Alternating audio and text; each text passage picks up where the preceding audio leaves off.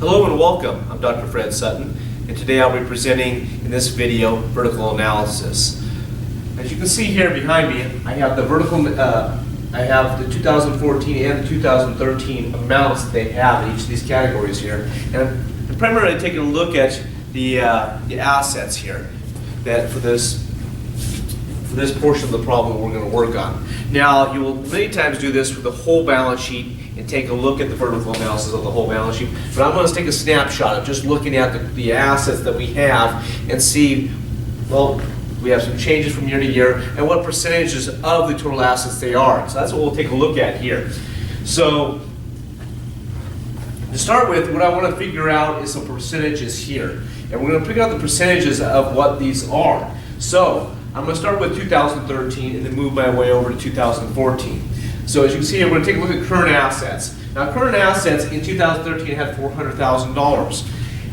The total assets that we had was $1.6 million.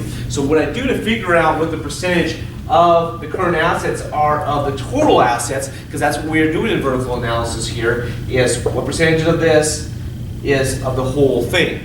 So I have 400,000 divided by the 1.6 million. So once I figure that out, which will give me 0.25 or 25%, that is my percentage there. And we'll do that for each and every one of these here. So I'll take the 200,000 divided by the 1.6 million, which gives me 12.5%. And then the 800,000 divided by the 1.6 million, which will give me 50%.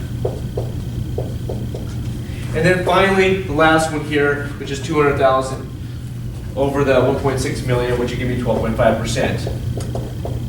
Adding all these together, I should come up with 100%, which I do. So now I have 100% there. And so now I've figured out each of these here. I'm going to do 2014, then we'll take a look at the numbers and analyze those. So on this one here, the current assets is 500,000 out of the 2 million, which is also 25%. Same as it was previously. In this one here, I have long-term investments. It went down to 100,000 and my total assets went up to 2 million. So there's been a change there. So it's now 5%. To figure that out, it was 100,000 over the 2 million. That's how I calculate that. So you take that number over the total assets that we have. Then we have 1 million here over the 2 million here. So that is 50%. Again, whatever it is, so if I have my current asset, I'll write this up here, over total assets. Whichever we're looking at there. And that's how you figure out each of those. So lastly, we have 400,000 over the 2 million, which is 20%. If I add all those together, that's 30%, that's 50, so that's 80, 100% total, equal.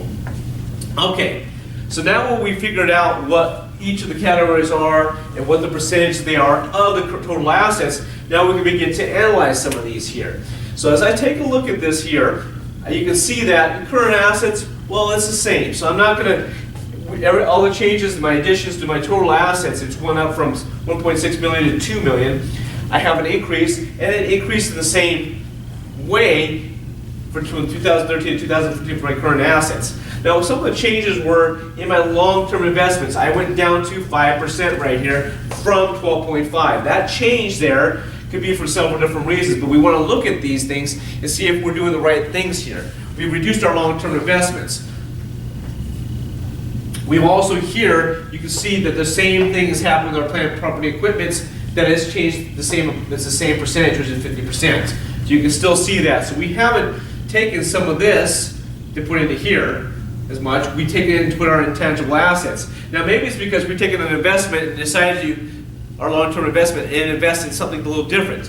And maybe that's an intangible asset. We bought a portion of a patent or something like that, and that is what we're going to use to move forward. So we've increased it from 12.5% to 20% and reduced our long-term investments down by that. So we may have decided to buy a patent, or maybe it's something else that we decided to buy, but to advance our company. Now this is just some of the things that could have happened, but we're looking at the numbers here, and then we want to look at reasons why these changed, and if they're a good thing that they've changed, or maybe if it's not a good thing, then we need to take a look and see where the issues may be that may have caused that. This is the vertical analysis. I'm Dr. Fred Sutton, and thank you for watching this video.